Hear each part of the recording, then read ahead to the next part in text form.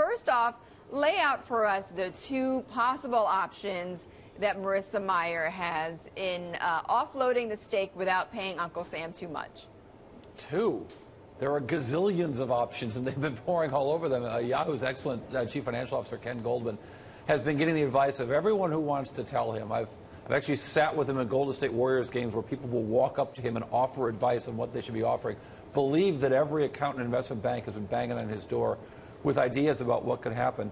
What we're likely to see is some sort of a spin-off into another entity, whether that involves SoftBank Japan, which has a stake in Alibaba as well, in Yahoo's operations, or some other publicly traded entity. It's hard to know what they're going to do. There are so many options on the table.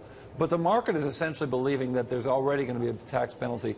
If you believe that that stake is worth $40 billion, and it pencils out to be just about right, the company's enterprise value, that is the value of the company minus the cash on hand, is just $35 billion. So the market believes that Yahoo is basically worthless, and that the stake in Alibaba is worth less than the stake itself. Right. So there's an assumption of some sort of taxable event anyway. So we'll see more about that later today. Okay. So what I really want to pin, so I do want to pin down two though, because there's two that have been used by other titans in the industry, right, Scott? There's John Malone, who is famous for avoiding taxes.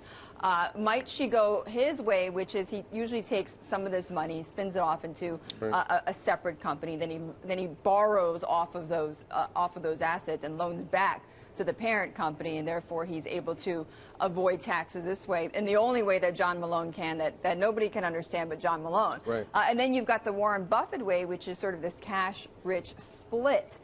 That process of avoiding taxes. So should she do either, or should she do something else? So I think it's possible. I'm not a tax guy, but I think it's interesting that we get to talk about how we basically don't give the government money. Exactly. Legally. So it's an interesting thing. Legally, right. And I think having grown up in the cable business, Malone will be a genius at this kind of restructuring.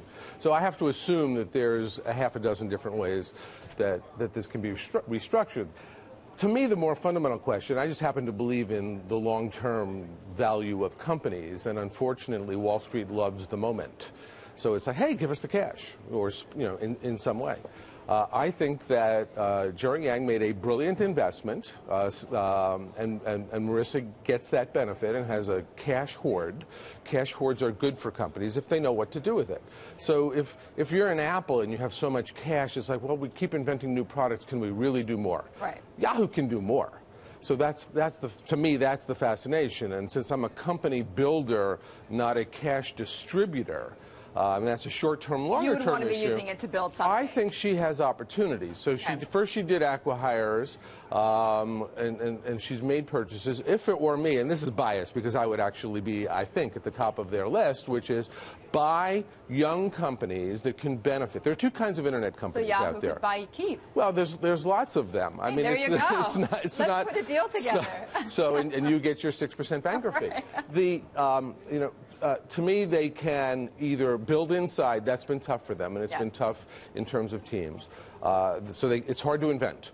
But I think that there's a wealth of young companies like ours that if the Yahoo fire hose, which they get from mail and news and other things that they do, are applied to companies, they take off. So, for example, in the commerce space, it's kind of, you need to market whether you like it or not. I mean, our dream is to create the social commerce company that doesn't need to market, that someone tells someone else, and it goes. And we have some of those qualities.